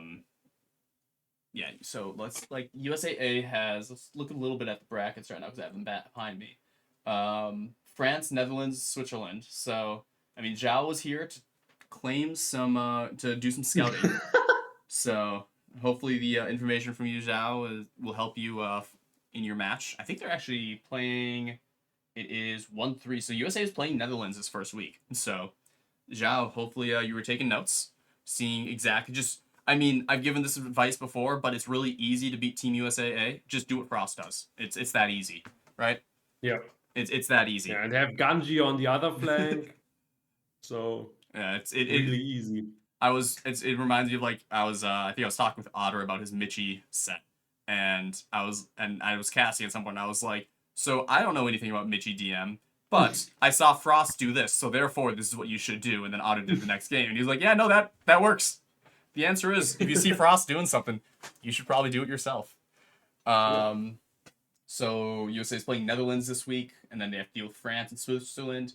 We're waiting to hear back from Turfux and Sniper, but there might be a new player on France who is returning. It's up to that player. I don't think they've asked the player necessarily, but we're figuring that out since sign-up's closed, but whatever. And then Sweden is in a very dangerous group. Sweden is playing Japan this week. And then Russia and Great Britain C are in there as well. Russia is another one, like you said, with your teammate, where availability might be an issue for scheduling with Russia. But yeah, I think Sweden has a pretty, if not easy, not necessarily an easy path, because Russia is definitely strong and Japan is no slouch I either. think But most of the top teams